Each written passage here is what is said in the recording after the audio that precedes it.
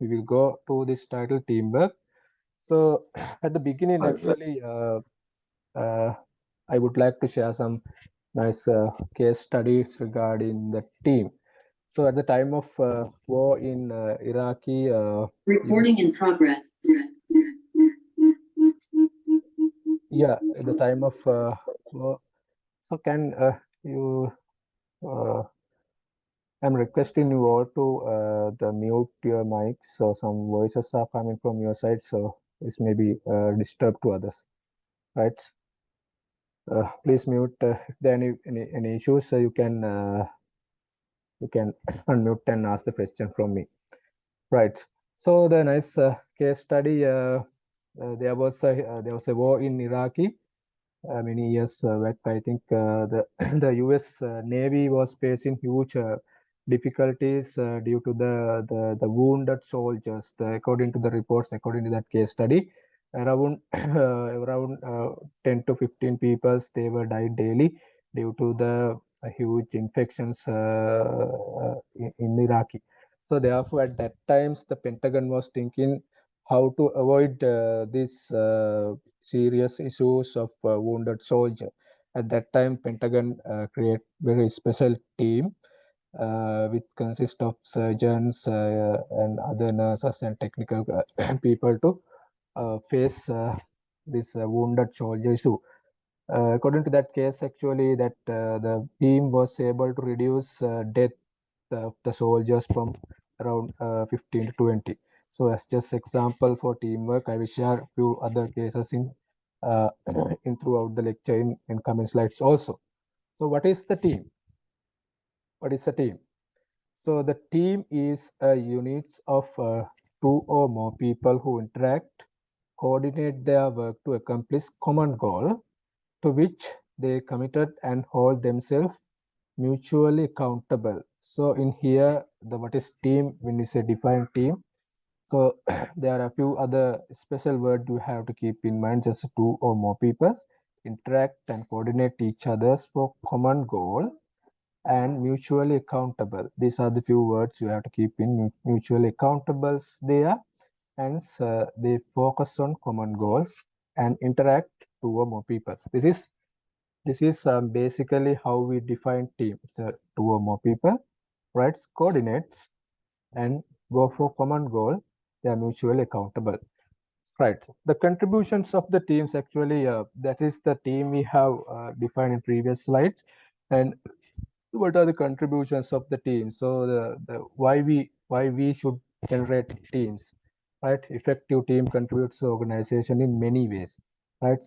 One thing is actually that team is help to generate uh, creativity and innovations within the organizations, right? Creativity and the innovations, because that different teams, they have diverse skills, diverse strength and diverse experience, and then that diversity that can be influenced to generate creativity and innovation. So you I have shared some small cases. Steve Jobs, how they create the top team management team for the innovations in the Apple, right? The creativity and innovations. Another next one is improve the quality. The organizational effectiveness is the whether the product or service meet customer requirements for quality. So the quality improvement is given. One is other contributions to the organization. The third one is speed of response. Speed of response. The integrated team that they can be response more faster than the individual response, right? That is called speed of response. And the productivity and the lower costing. Actually, the at the time the go with very effective teams, so productivity will go ups and the scale of production also go ups, and because of that the COP of the product we can reduce, lowering the cost. That is the thing we are highlighting. Increase the productivity means that the amount we can produce per unit times and unit labor can increase. That will be help to reduce the cost of production. So the fourth one. So last one is there are numbers of contribution, but I have selected only 5 for you. And enhance motivation and satisfaction. Working as individual persons is not given sometimes much satisfaction or motivation. As a team, and they are sharing a lot of things, skills and some other experience, and that fuel them motivation factor work as a team. And also it is generation that motivation at the end it's create satisfactions for the individual persons representing the teams. These are the few of contributing factors for the organization work as a team, right? Creativity and innovations, and that help to improve the quality and the speed of response, and the increase of productivity, as well as it will help to reduce the cost and enhance motivation and satisfaction. These are the few of contribution factors the working as a team for the organizations. There are numbers of type of teams are available, but I have selected only 2 of them based on their functions, right? Based on their functions. What is number 1 is functional teams. Functional teams, when you say functional, means that's the what's they are doing, what's the jobs they are doing, what are the expectations of them, functions, right? Functional team, it is composed of managers and his or her subordinate of the formal chain of commands, right? So it consists managers and his subordinates formal chain of commands. That's called functional teams, right? Normally command teams we can identify there are 3 or 4 hierarchical levels within the organization and within the departments. As example, I have mentioned here financial department, HR departments, right? As examples, they have specific goal, right? They have joint activities and they have interactions. This is called functional teams. The functional means that they categorize according to their role or expectations from the organizations type of teams. The second one is the cross-functional teams. The first one is functional teams. Second one is cross-functional teams. So cross-functional means that the different expertise are crossed together for the requirements of the organization. Cross-functional. You know what is functional. The cross-functional means the different expertise bring it to one platform. That is called cross-functional team. It is composed of employees from the above same hierarchical level, but the different areas of expertise. So at the time of the forming of the cross-functional teams, you have to be careful to select the people from same hierarchical level for the cross-functional teams. That's the importance of the cross-functional teams. All the members are in same hierarchical level, but the expertise are in the different areas, maybe HR, maybe finance, maybe sales, maybe other the people who should be in same hierarchical level, but the expertise are different. As example, task force I have mentioned the specific activity when finished the activity, team also finish, right? That's called cross-functional team. And the third one is special purpose teams. So that team is created for special purpose, is created outside the formal organizational structure and undertake the project of special importance and creativity. So, as example, project teams, right? In the special purpose teams, in here we are not consider the formal structure of the organization, the hierarchy of the organization. Here actually we worried about what is the real expectations, maybe junior, maybe seniors, what the expertise who bring into one platform to achieve the purpose of the company. So the first one is functional team, second one is cross-functionals, and the third one is special purpose teams. Right?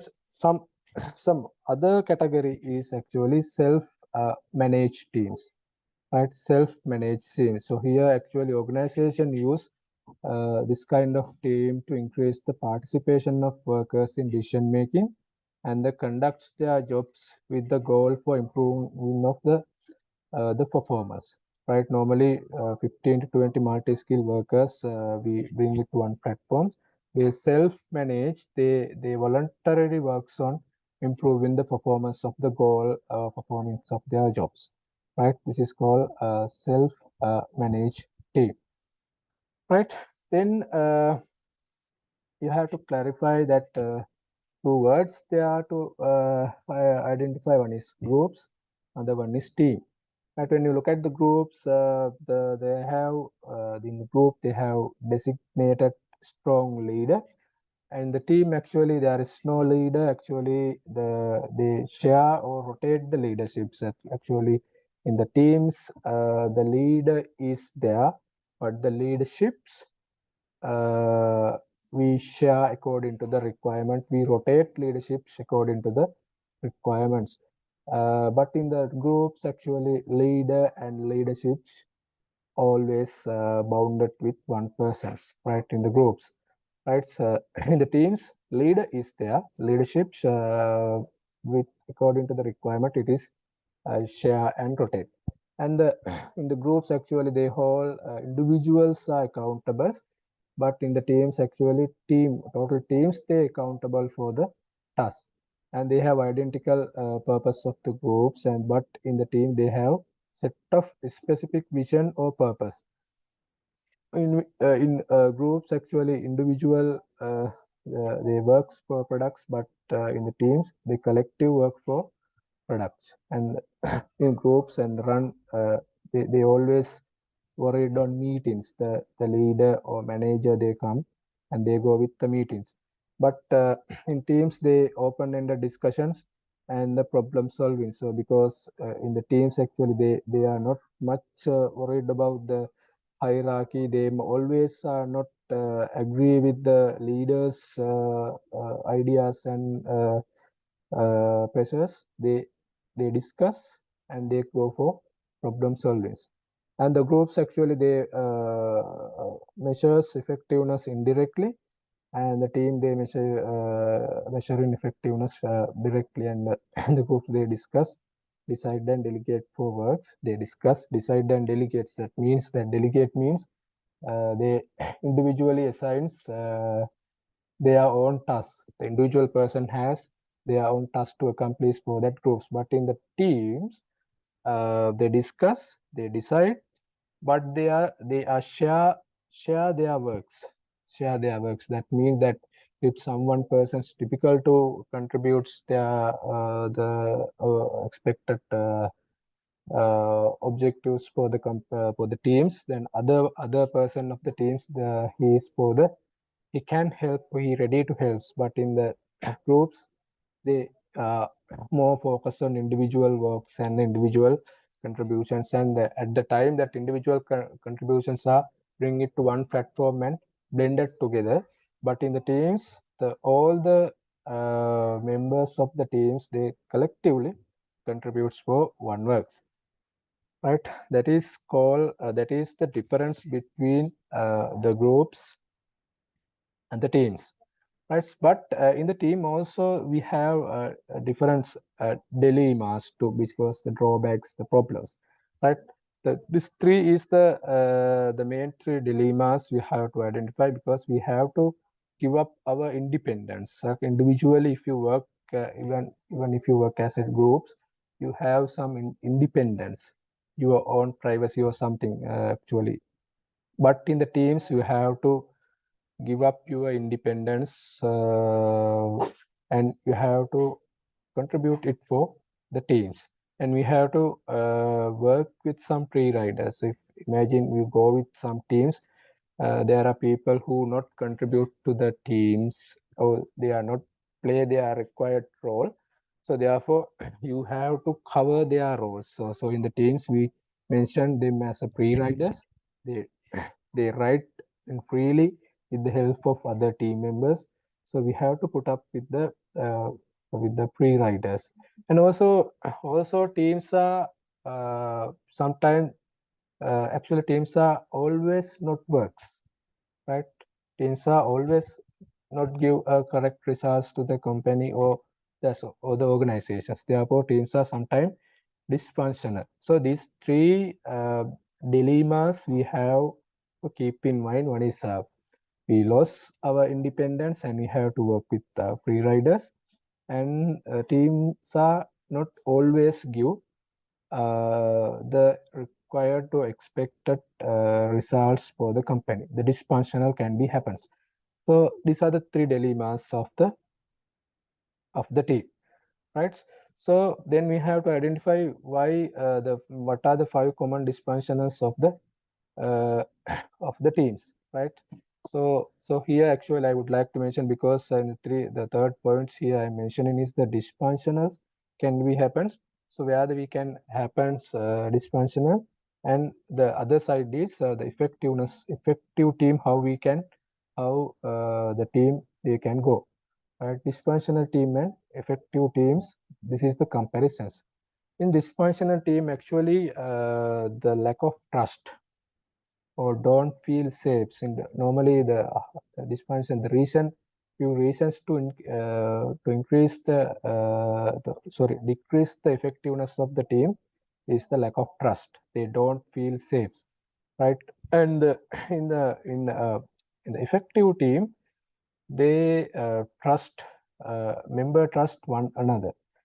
Because the trust, if there is no trust, if we can't believe our member will do for ourselves, there is a lack of trust. So that generate the dysfunctions. And fear to conflict, don't express conflict in opinion. So sometimes if you go with the teams or some juniors, some subordinates, they are very unhappy sometimes to generate some conflicts, right? They don't express that at that time, they don't express such kind of opinion. So that will help actually reduce the effectiveness of the teams, right? Normally good team, actually there is a good and healthy conflict. They should have good and healthy conflicts, and the constructive argument should be there. But the dysfunctional teams, they always obey with seniors and they don't go with arguments. They don't like conflicts, therefore the functions or effectiveness will go down, right? In healthy conflict is there in effective teams, and it's very compatible with disagreements, because in the normal real situation is they, if some juniors were coming with some conflicting opinions, and the senior, they can they, they, they will feel some uncomfortable or disagreeing. But actual real teams, they are not worried about the disagreeing with the junior or senior's opinion. So that is a healthy conflict should be there to be effective teams. The third point is the lack of commitments. Lack of commitment means that actually I was mentioning in the previous slide, the pre-riders.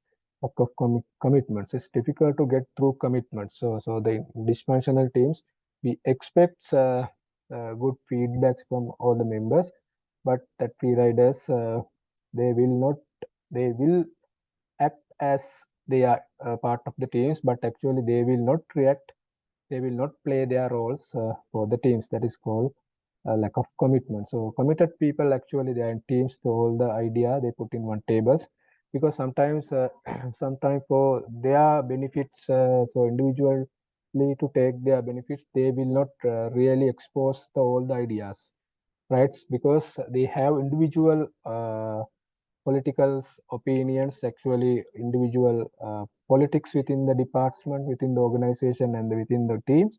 Therefore they will not give correct idea to the one table. So that is why that lack of commitment comment pre-riders generates. And avoidance of accountability, the normally don't they accept the responsibility. There are two words in there.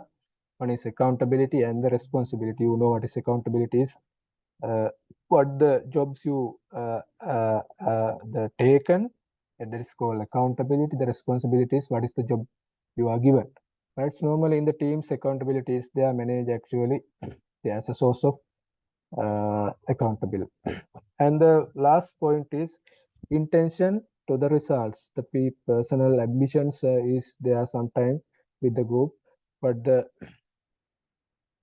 team actually with the effective teams, they only worried about the end results. They result oriented people. The end objective is the final results, but the dysfunctional teams, they personally believes for their personal ambitions.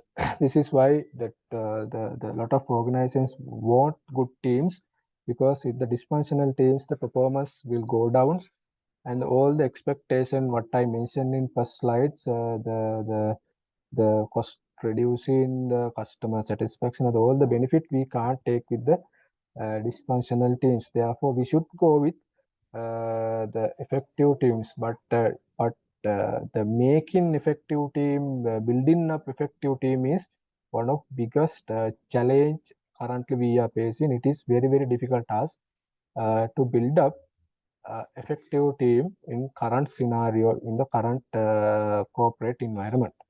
Right. For the model of effectiveness, team effectiveness, this model, it's explain how we can develop the model.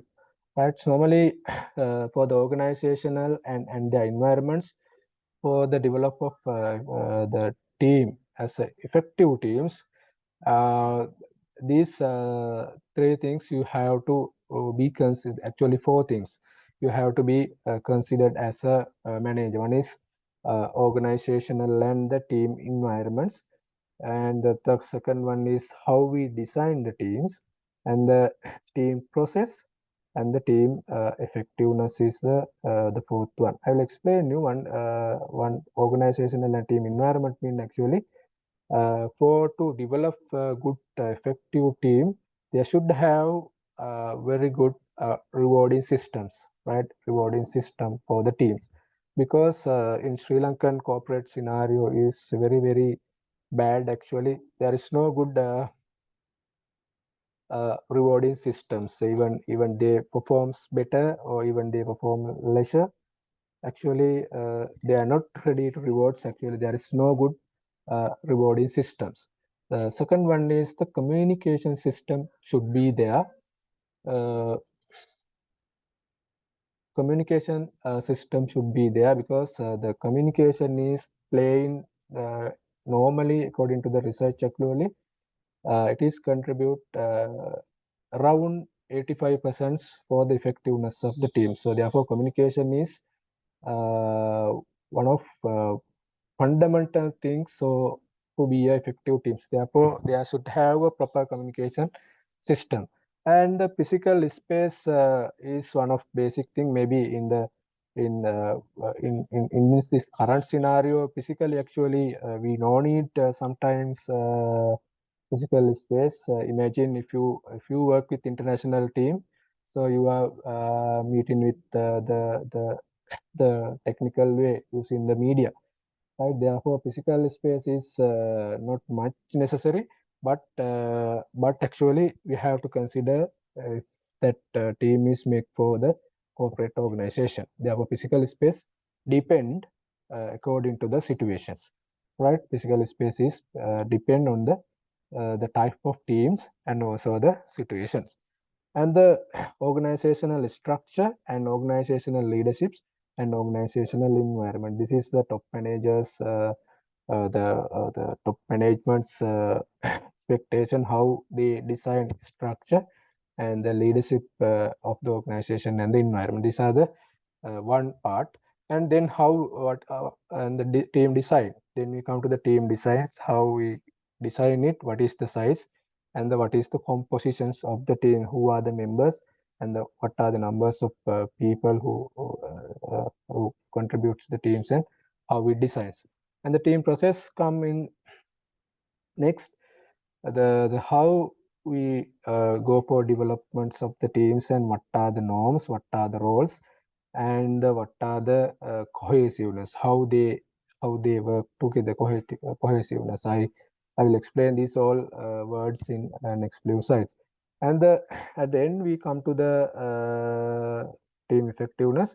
Actually, the product acceptable to the clients, and the team growing with the capabilities, and individual members, they will individually learn. So this is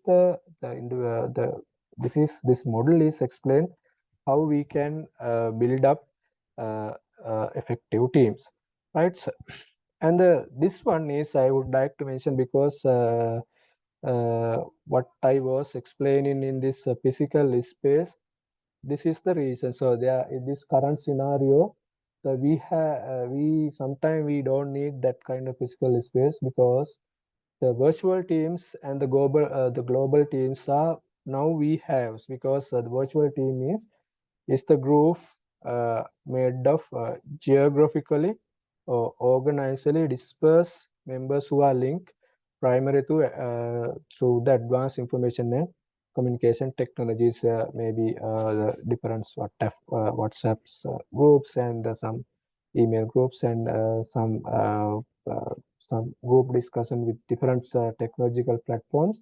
They have developed the virtual teams for achieve the final objective. So maybe the research team may be in USA, and the development and the sales team may be in the Asia, and other distributions people may be in the China, maybe like that. So therefore, these are the type of virtual teams, and the global team also is a like same. Actually, the global team is also the cross-border teams who made up with members of different nationalities whose activities span multiple countries, and they use technology, shaping their culture through the technology, and they continuously monitoring the progress. So we can take this virtual and global team as a one team types, right? So this is the thing I was mentioning in the physical space is not always needed for us in this current scenario. We build up teams in different people on the different countries to accomplish the one task. So they use technology, they use information technology, they meet continuously using this the technology, and they adjust their cultural through the technology, and they go with always the continuously monitoring platforms. So these are the virtual teams. So these are the type of teams, and this is how we can go with this. This is how we can develop effective team, right? The next half, actually, I would like to talk with you about the characteristics of the team. These are actually very basics about the teamwork. So in here, actually, size of the team is one of very important things. So one of psychologists was even Steiner, who have studies about the team numbers of teams and their performance. Actually, according to the events, is actually performance and productivity and motivation is will peak at the time of the member is the 5, right? According to the Ivan, he is telling the best numbers of people is 5 is given best performance, best productivity, and best motivation. By the time of the increase in of the members, he's talking that Ivan talking that the productivity, performance, and motivations is going down. But actually, up to now, the psychologists they were unable to identify what is the optimal numbers of size for the teams, right? For the teams, this is about the size of the team. And the second characteristic is the diversity. It's normally a team requires a variety of skill, knowledge, experiences, and the resources, right? They want diverse skills, diverse knowledge, and skills, and the resources. According to the research, actually, they are telling the effectiveness of the team will go up with the heterogeneous teams than the homogeneous teams, right? Heterogeneous with the heterogeneous teams is given more effective, more productive results than the homogeneous team. And the diversity in the team is actually the functionals are actually areas and skills, and the thinking styles and the personal characteristics is often source of the creativity. Normally, you know that when the increase of diversity, that the skill, the expertise area, functional area, and the thinking style and their individual personal characteristics are vary. That variations will be help to these are the factor it help to increase the creativity and the healthy level of conflict or healthy level of disagreement that will lead for better decisions makings. Normally the homogeneous types, they always ready to obey with the seniors opinions and the idea, but but the heterogeneous groups, the teams, they always happy with the healthy level of conflicts, healthy level of arguments and disagreements that always lead for good decisions making. And the functional diversity and the demographic diversity that can have positive impact on work performance. You know that functional diversity always has always the demographic diversity that directly impact on the performance. And the next one is gender diversity. The team with more women have higher performance. So it will actually I took this from the one of research from the USA. They say a team with more women, they are given higher performance than team with more men, right? So and the ethics and national and racial diversity that can affect on the performance. And with effective leaderships, with effective leader problem fade that can be make it the times. So therefore the diversity uh, of the teams with respect to the skill, knowledge, experience, and their specialty areas, and that what is called characteristics of their personalities will help to build up good heterogeneous teams. And that heterogeneous teams is always with the disagreement and constructive arguments and not always obey with the seniors. So that will help to go for better decisions makings. At the end, actually, they will go with higher performance. So therefore, diversity is one of good factor uh, for the best performing teams, right?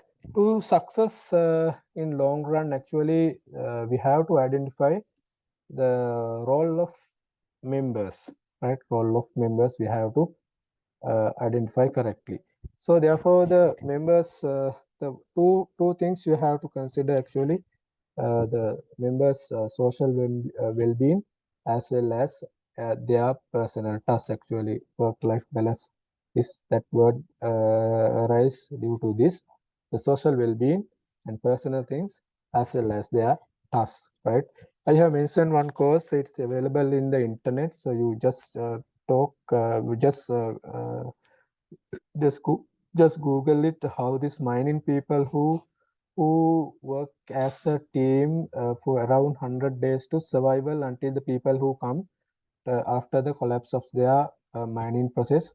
They were under the earth actually 100 days. There's a team, how they survival 100 days until they survive, right? So this course you should you just Google and read it. So type of role, according to the type, actually in teams, two type of roles we can identify. Two type of roles. One is the task specialties, the people who more worried about the task, right? They spend their time and energy helping the team to reach their goal. The task specialties are there. They always worried about their task, right? The 100% they would like to give for the task. That's called the task specialties. They're always the focusing always on the task. Second one is the socio-emotional peoples, right? Socio-emotionalist actually. They always supports the team member to balance their emotional need, and they helps strengthen the social entities. Actually, the socio-emotional peoples, they are listeners, they good listeners, they would like to share and they would like to listen others' personal things, and they help to the teams in socio-emotional way. Right? There are two types of pros. One is task specialties and the socio-emotional specialties or socio-emotionalist. Right? In the task specialties, actually, their role is they initiate idea. Actually, they propose new solutions, give opinions. They go with the further judgment to task solutions, and they take feedback from others for the solutions. They always seek information related to the task. They seek, they find, they always worried about the task. They seek information, and they always energize to stimulate teams to achieve their the final goal. They stimulate team actually when they drop. So okay, you can do like that. These are the people who task specialties. And the socio-emotionalists, their role is actually they encourage and they warms and the receptives for others' ideas. They are harmonious, reconcile group from imagine normally the problems and the conflicts can be rise with the times. At the time, sometimes disagreements that can be end up with the collapsing teams. The socio-emotional peoples, their role is they are the people who harmonize the conflicts, and they are the people who absorbs and the guardians and for the teams, and they help to reduce the some tension situations. They are they tell jokes and diffuse the emotions, and they go along with the teams, and they compromise shift on opinion to maintain the team harmony. Sometimes actually they would like to compromise, they would like to suppress their own idea to make the team harmony, right? This is the socio-emotionalist. So they encourage, they harmonize, and they reduce tensions. They follow, they go along with the team, and they compromise. These are the two type of specialties, task specialties, and the socio emotionalist role. And this is the normal way we define how the team can be formed, right? How team can be formed. So there are main five stages we normally discussing how the team can be formed. So one is the forming stage, and the storming stage, and the norming stage, and the performing stage, and adjoining stage. These are the main five stages in we are discussing here in how the team can be formed, right? These are those stage of team development. One is the forming stage, the very best, very first stage. It's the forming. Actually, at the time of forming, they individually go with orientation and getting acquainted. That at the time they identify each other member. They break the ice and test one another for the friendships and possibilities and task orientations. At the time they talk each others and identify each other's the skills, knowledges, and experiences, and they the ice breaking is happening the forming stage. At this stage, actually, the uncertainty is the one of very level of very high at this stage, and the member they accept the whatever the power and authority offered uh, from the formal and normal leaders. And at that time, actually, when they form it, they would write, they are ready. Members are ready to accept the formal authorities, what the power is given by the normal leaders. Right at that time, the members are actually worried about what is expected of me. Right, is thinking for this team. What is the expectations for me for this team? What is my role for this team? Right, members are thinking what is the acceptable behavior, will it fit for it? So these are the question arise from the members mind at the time of forming, right? Then the second stage come, that is called storming stage. Right, storming is actually the individual personalities emerge at that time. Actually, normally the informing situation, they ice breaks and they individually identify who are the people with this skill, who are the people with this expertise, and who are the people with this leadership skill and these resources. They identified, right? At that stage, the second stage, storming, the individual personalities of the emerging happen. The leaders are creating at this times. They assign, okay, you go with the leaders and you go with sub leaders, and then at the storming stage, the members are agreed with individually to give the some formal powers within the teams, and what expected from them. They still members are worried about what are the expectations from those the people who assign the roles. And the conflict and disagreements can be raised at this stage, right? Team goal and perception, it's based on team goal and perception. Some conflict can be happens because lack of information and non-trust, the low trust, right? The conflict and disagreements can be raised at this stage. And as a result, actually, the subgroup can be formed for the common interest. So, according to the area, according to the expertise, according to the political interest, like many based on many factors, the subgroup can be formed. And the team leader, actually, he or she should encourage their member to be a team, and the member should be they focus on the purpose of the team and idea, and at that time they have to ready the clear the uncertainties. What are the uncertainties rise for the storming stage? They should clear, and they should focus on the idea. This is called storming stage. Then third one we come. It is called norming stage. Norming stage is normally at this stage most of conflict related to most of conflict rise within the members mental. So they ready to resolve it, and the team harmony, that team they build up as a harmonious groups, and the unity is emerge, and then the consensus develop who has the power and who are the leaders, and they the members roles. At this time we can clarify the people who give their rights, they resolve their conflict, they settle down within the one platforms, and they identified, okay, who are the people with the power and who are the people with leadership skills, and they identify individuals' roles. And also the member come to accept and understand one another. So that means the members of the teams, they are ready to accept their powers, and they are ready to accept the leader's role and the activities they are doing. And the differences are resolved. Members they develop cohesions.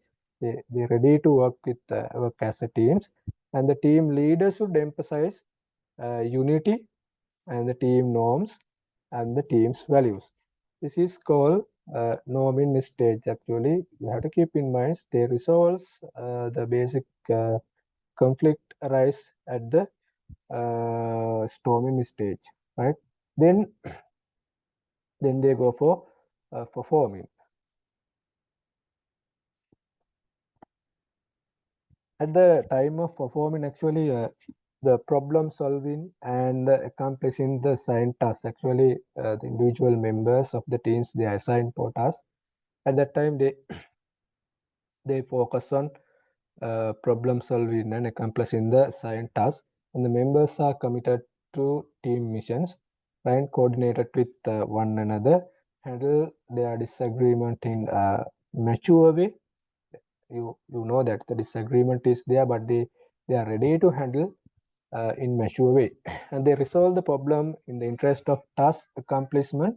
Actually, they are ready to resolve the problems and the drawbacks based on the interest of task accomplishments, and they always directed to achieving the goal. And socio-emotional and the task specialties, they have to play their role at the performing stage. Actually, we discuss the two specialties area there. One is task specialties and the socio-emotional specialties is there. So these two peoples, they have to play their role to achieve the common goal, right? The performing means they are performing, they are resolving problems, right? They are reaching their targets. So therefore, the expectations from the socio-emotionalist, they should have to complete their roles. As the task specialties, they have to also complete their roles. So this is called performing stage. And then we come to the adjoining stage. Actually, the team already have a limited task to perform. Actually, we create team for one purpose, so one objective or one goal or one accomplishments. Actually, after they achieve, what they have to do is they have to resolve the teams. They have to what is called dispowered or disbanded the teams and go forward, and the wrapping ups and the going down, and the task is not priority at the time of adjoining. At this time, actually, they feel some emotionally they are very unhappy to disbanding of the teams. They go with some ritual ceremonies, parties, and sometime awards, and then they finish their task, right? These are the main 5 stages you should know: forming, storming, norming, performing, and adjoining. You know that the forming is the forming, right? They come together. This is called forming. And then they worried about each other and defining and seeking some informations. And then what they do is they identify individual roles and they settle down, and then they all together and work for the objectives or targets or goal. After that, what they do is they go back to their normal works and ceremony and awards. They go back to their normal works. This is called 5 stage of team building. So sometimes you just keep this for team building 2 or 3 slides, the highlighted point of this lecture. Keep in mind, sometimes uh, maybe in the exam they will touch sometime, maybe, right? And the team cohesiveness is one word.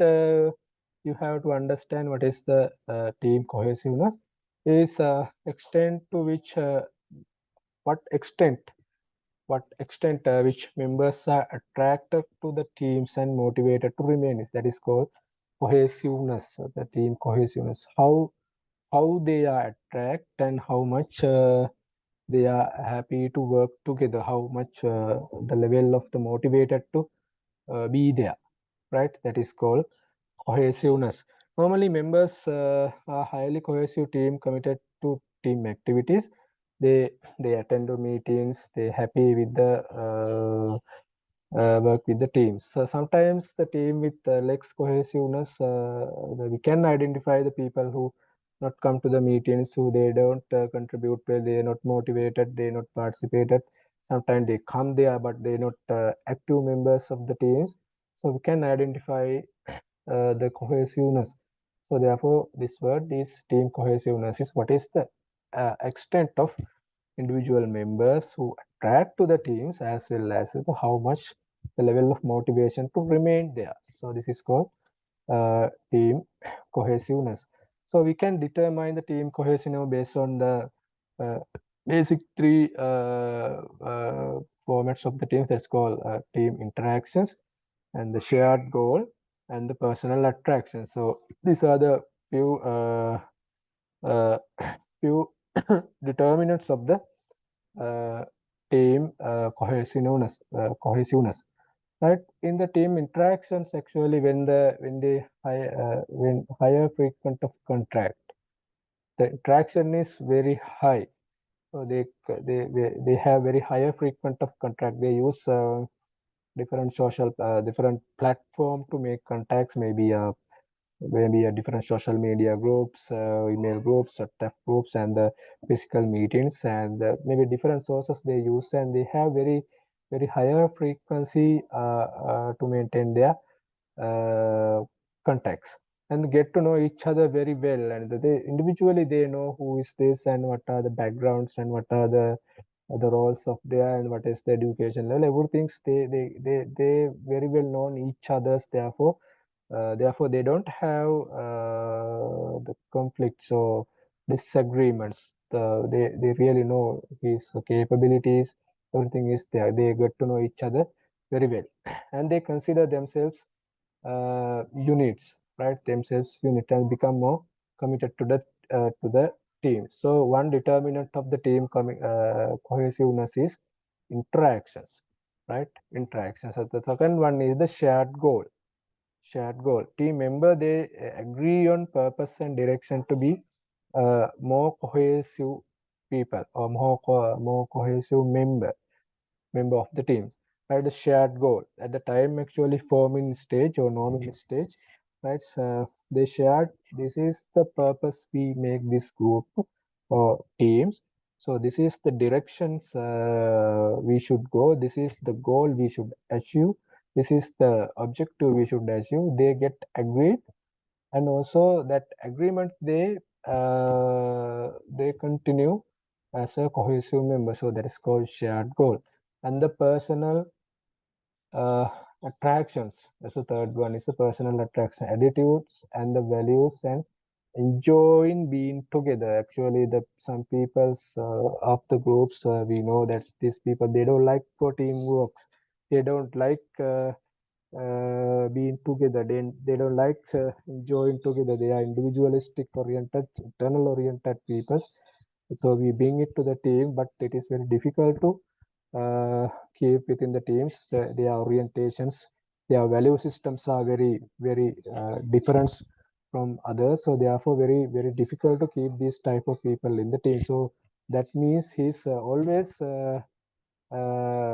pushing their power to outside the group, so the teams, so that help to reduce the cohesiveness of the team. So these are the three determinants of the teams.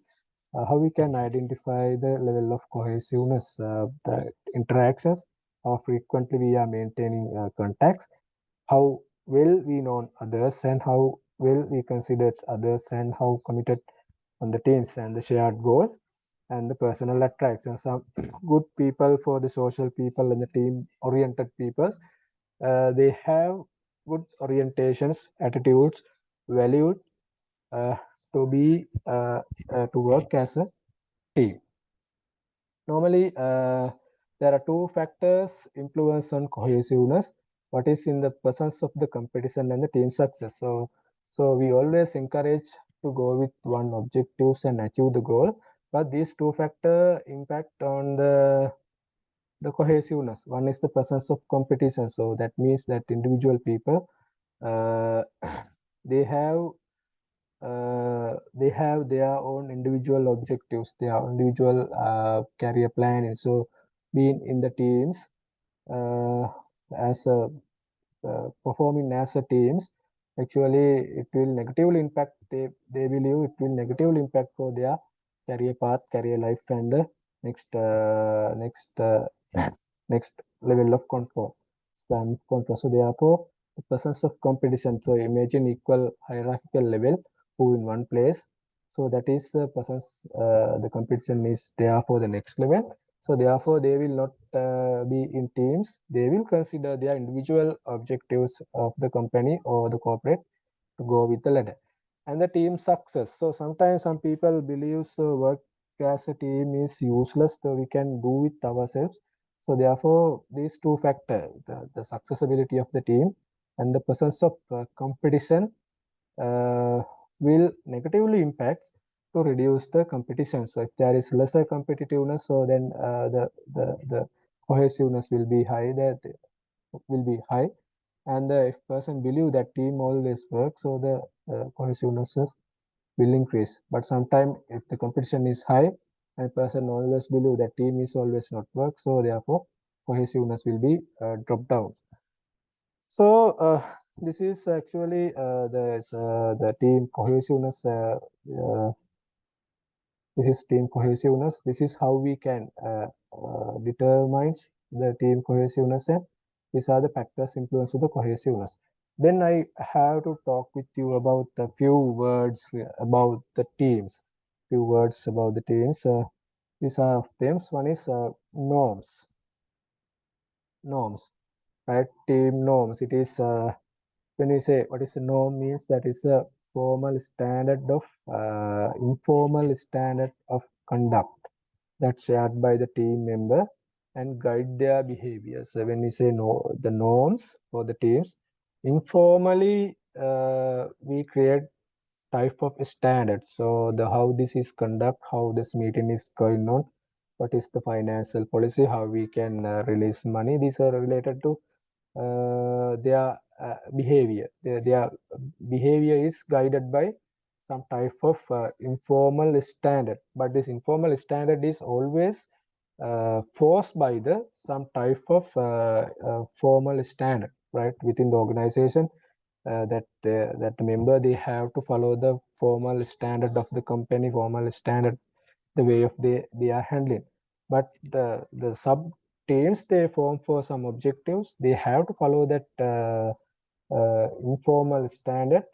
That mean actually the foundation is, or the basic thing is formal standard, but the subgroups, they have informal standard, but it has influenced by the company formal standard, right? That is called the norms, and that actually help or guided how we can behave within the team, how we, what's the way of meeting, what's the way of we use their money, how we implement, what is the plan. All things are guided by the this formal standard, and they provide frame of reference, what expected and acceptable, the what that norms is given. Okay, this is the way we should behave, what we expected from you, this is right. It is given by that norm, this expected, and this is the accepted way you have to work for this project. Okay, that expected and accepted way we are given by or guided by norms, and norms is begin to develop at the first stage. Actually, we know forming stage. At that stage is the team norms are generated, right? So just I am not to how that norm is developing, I'm not going to explain. And then we come to last 2-3 slides. Then you have to talk, or you have to think about conflicts and negotiation. Conflicts and negotiations. So what is conflicts? So managing, how we can manage the conflicts.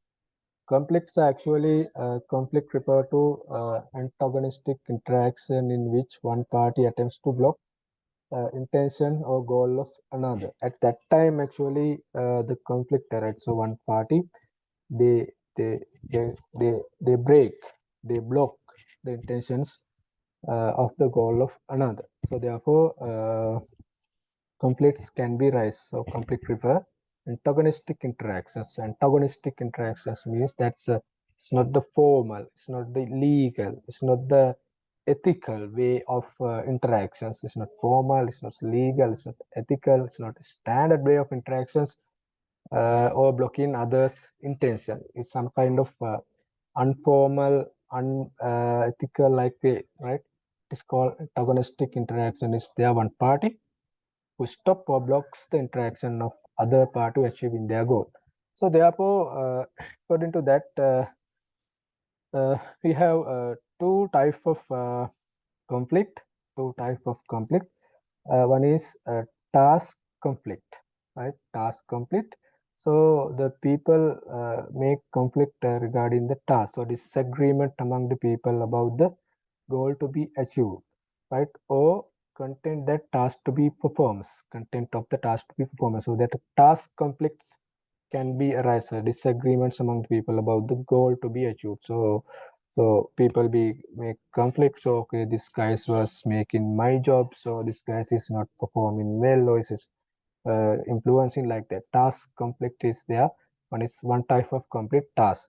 And the relationship conflict, interpersonal incompatibility that create tension and personal animosity among the people. So the relationship conflict, interpersonal, how they can feel what is called incompatibility to work with other person, right? That is called relationship conflict. There are two types. Conflict is some kind of antagonistic interaction with other party that stop the interact or block achieving the goals. There are two types of conflicts. One is task conflict, and the second one is the relationship conflict. So the conflict actually, the normal organization is they are very happy to have some kind of conflicts, but that level should be in the moderate. This research is mentioned that the team performance and the amount of conflict, team performance and amount of conflict. So this is how that low conflict and the low performance, right, and the moderate conflict with high performance and the high conflict with low performance. So the normal organization is that called normal teams. We are very happy to build up with a moderate amount of conflicts, because that will help to always go with good decision making. That conflict always help to identify best alternative available within the system, right? That is called moderate level of conflict. We are always happy, so that will help to maintain high performance level. If you go with low performance and the low conflicts, there is no possibilities to generate good decision making. Always the high conflict, it will collapse the teams, it will destroy the teams. Therefore we should be in moderate level amount of conflict. It will help to go for the very high performance of the team. And cooperativeness and assertiveness is there, so I will not go through with this slide. The how low assertiveness and low cooperativeness, and the high cooperativeness and high assertiveness. These are a few things we have to identify. But how we can handle, that's the thing we have to identify, how we can handle the conflicts, right? How we can handle the conflicts. These are the here I am mentioning the 5 type of styles we can handle the conflicts, right? One thing is dominating style. Dominating style. Dominating style means the my way or boss's way, the manager's way, right? The dominating style, my way. The assertiveness is to get one own way, and this should be use quick, virtual, important issues, unpopular actions, normally urgent and cost-cutting. The decisions are taken according to their requirement. It's a very low of assertiveness, my way, right? Dominating style, okay, I decided, so we go urgently, we have to do this, so therefore we should reduce this cost. Therefore dominating styles, right? Avoiding style means no way. At that time, it's a complex time, they avoid it. They don't worried about this assertiveness or cooperativeness. No chance to win, no delay or get information. They don't worry, no way, right? And it may be maybe very costly to the company. Right? Disruption is very costly. Avoiding style, and the third one is compromising style, or the way we call it, the halfway style. Is a moderate amount of assertiveness and the cooperativeness, and when at the time we have equal power in two sides, the two people who are conflicting, they are given equal power. Okay, you should come to middle, and is this compromising you have to do when the some person have to sacrifice, some have to obtain, that the powers is equal, so halfway is the compromising style. And the fourth way is accommodating style, or your way. Okay, highly agree for the cooperativeness is go for your way. Okay, you come to one platforms and you get together, and you have to resolve your two parties. You have to resolve their conflict. That is called accommodating style, so your ways. And the last way of handling the conflict is collaborative styles. Collaborative styles is our way, right? High degree of both assertiveness and cooperativeness, right? High degree of assertiveness and cooperativeness, that is called our way. Normally we have to, sometimes we will face the time to settle down, no, face the conflicts, so that times you can find out the way you should resolve this, handle the conflicts. One is dominating way, my way, no way, halfway, your way, or our way. These are the few styles of handling the conflicts. Normally, so should have some understanding the process, conflict making process. Normally, process to which one part is perceives that interests are being opposed or negatively affected by other party. That is the process start is one party who have been opposed or negatively affected other party, and one party will feel fear about the positive or negative impacts. So one party will they fear. So the positive people and the positive better decisions, responsiveness and cohesive. Negative people they go for they go they stop their jobs, they resign from there because of the turnover happens, and they go for the politics, right? Politics, they will do some bad thing to the process, right? Okay, distorts like that, politics and distorts, and the lower performance, right? These are the results of the conflicts. The one party, they generate some negative impacts on other party, so it will generate some fears of fear on their feeling, and that have negative and positive outcomes. The positive outcome is they go for better decisions, good responsive and cohesiveness as a team, as well as negative outcome, the people leave the jobs, they will generate some political the bad activities within the organization, they will distort something, and they will go for low performance. These are the negative and positive outcomes of the conflict. Therefore, the moderate level of conflict is always better for the high performance uh, of the company. So the source of conflict, so the how, what are the sources who generate the conflict, you should have some understanding. One is incompatibles with the goal. So they worried about, they are unhappy with the goal. So therefore, the conflict arise. And the independence, they are not given independence to achieve this goal. Some other top party, maybe parallel peoples, maybe the lower peoples, and they disrupt their independence to achieve in this goal. One is incompatible with the goals and the independence.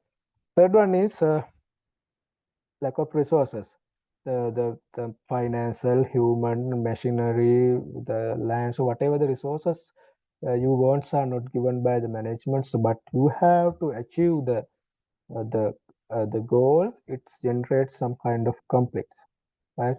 It's some kind of conflicts and some kind of rules, ambiguous rules. Okay, you have to do this, but the rules are there. That rule is negatively impact. So the unhappy members are very unhappy. Therefore, that rule is generate some kind of conflicts.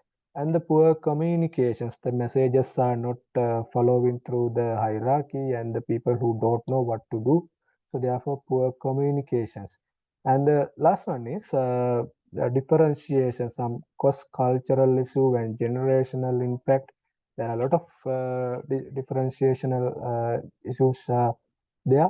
So therefore, these main 6-7 factors are impact on making conflict, incompatible goals, independence, lack of resources, some other bad rules, and poor communication, some differentiations related cross-cultural issue. Some will go with good decisions, but financial department will not issue money, right? Because functional issue. Some will go with two other generations. Some junior people, they are very performing in IT, and the higher people, they will read about that IT products, and that the differentiation and the conflict arise.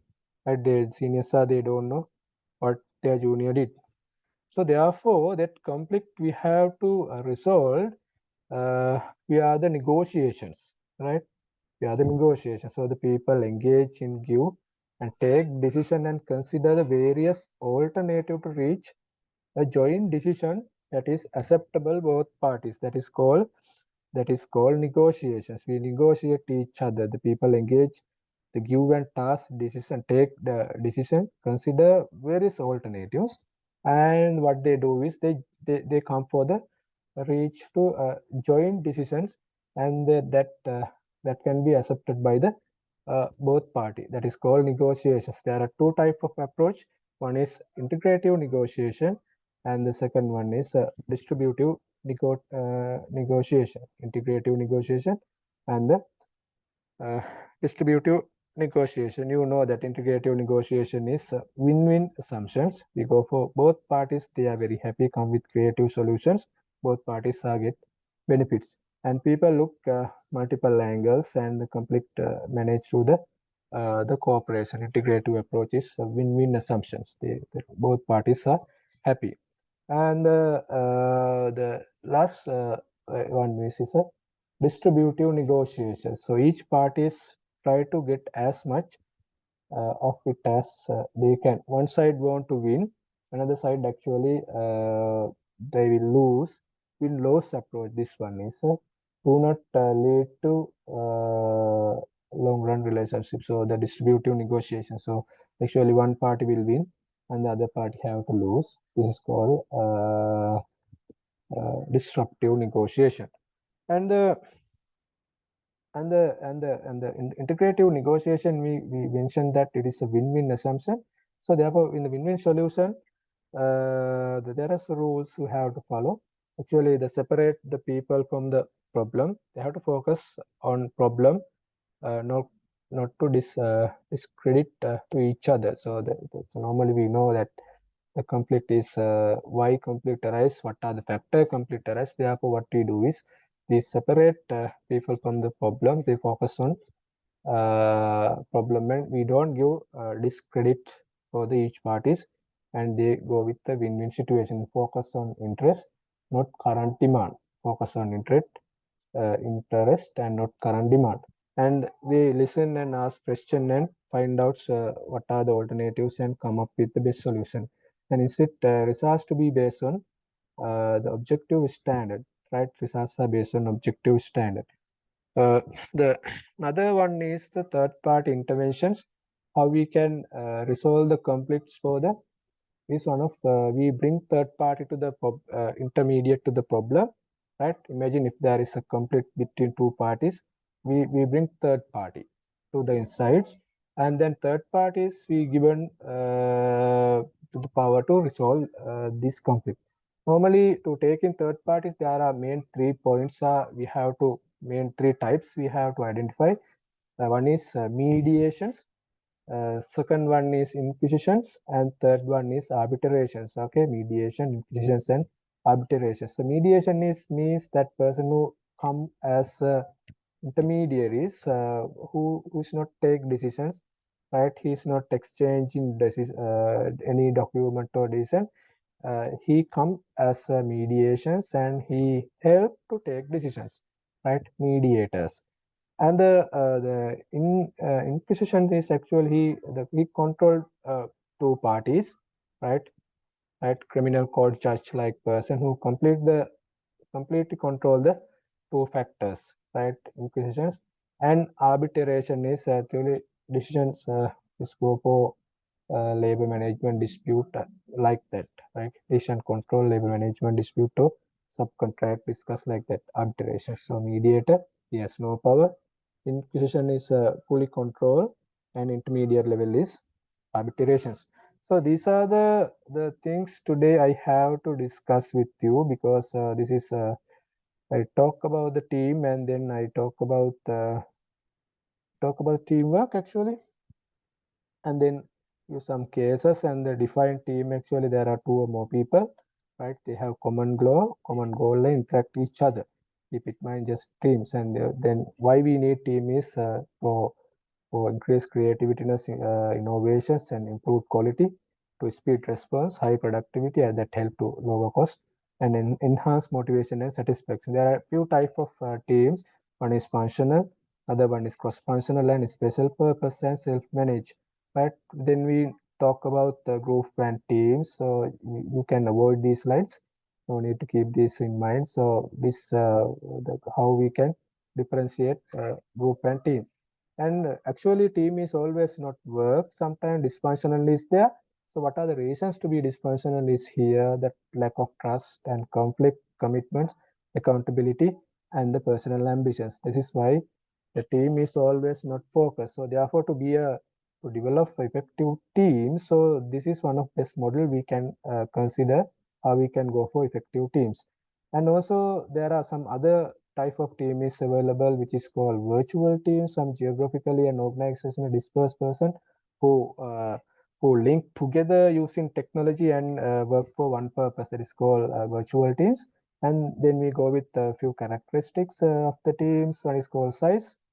The Ivan is telling the five members are the best, but still we have not identified the best number. And the diversity is also very good for the to increase the effectiveness of the teams, because it is generate skill, knowledge, and experience very diversely, bring it to the inside to the team, and it will help to go for better decision making. So that better decision making help go for higher performance. Right? So that there are different type of roles. They are for the roles for the members based on the work and the work and life. So the based on that actually the type of roles of the members also we can type to two. One is task specialties. They always worry about the task. And the socio emotional, they worried about the some kind of emotional needs of the members. Right? What the task specialists, they always seek information, try to find out the solution for the problem. And the socio emotional people of the teams, they worried about other, they harmonize the teams, they reduce the tension, they compromise things, and they are very kind people who help to maintain the team harmony. Normally, we know there are five stages of team building. One is forming. People come together and know each other, and they identify each other interest and skills. And then what we do is we assign powers and roles, and then after that we performs the team. And what we do after that, we finish our jobs and go to the normal platform to work. So that is called forming, storming, norming, performing, and adjoining. And we discuss about another characteristic of team of is cohesiveness. What extent they are attached to the teams, that is called team cohesiveness. We can determines the cohesiveness based on these three. One is interactions, shared goal, and the personal attractions. So, and the two factor that can be influenced for the cohesiveness is the competition and the success of team. And the norm is the standard conduct of the behaviors that is guided, that's help to behave within the groups. And then we come to the conflict and negotiation. As a team, when building team, work in the teams, there is a conflict arises. There are two types of conflicts. One is task conflict, the disagreement among the people about the goal, and the relationship conflicts, the how we can deal with the persons, right? Relationship conflict. So this research telling is the moderate conflict is good for high performance. So we avoid low conflict and low performance, and the high conflict for low performance we avoid, and we happy to be with low moderate conflict and high performance. And how we can handle the conflict is there are five ways. One is my way, and the no way, and the halfway, your way, and our way. So that's the way we can handle the conflicts. And this is the process we can know that one party obstructs the other party achievements that generate fear. So therefore, that conflict generate positive and negative outcomes. The positive is better decision making, good responsive people and cohesive people, but also there is a negative impact also there. People leave the jobs and they go with some political generate some political what is called in corporate politics they use for destroys that person who generate that kind of bad outcomes for them, the politics, right? And the distortions, and they will not contribute to their organization. They are unhappy. They are low performers, and these are the sources who can impact on the making conflict. So one is the very difficult targets who are given by the top managers, incompatibles. They are not happy to work hard so hard, right? That is called incompatible goals and independency, right? Independence, they are given targets, but always they are interact to disrupt. Right? They lose independences, right? It is called interdependence, and then lack of resources and ambiguous rules and the poor communications and the differentiations and the negotiations. That means the people who engage give tasks and discussion, consider various alternatives to reach joint decisions. Normally we have two approach, integrative and disruptive. And integrative is mean win-win solutions. The two parties can happy with the solution. So the win-win solution. And the disruptive negotiation is a win-lose solution. The one party win, another party lose. And for the win-win solution, we have this type of rules.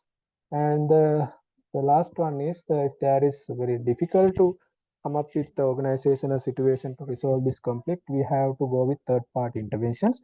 One is mediation. Person is mediate to come with correct decisions. He is not impact on decision making. He is not exchange documents, but he can help decision making. That is called mediations. And inquisition is the person like criminal court judge like person who control two sides. And arbitration is like decision control, labor management, right? With that I can uh, conclude the session regarding teamwork. If you have anything to clarify today, you got my points. Today I was highlighting about teamworks.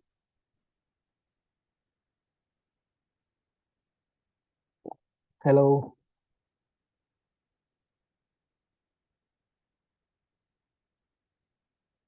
Hello. කට්ටට තේරුණාද?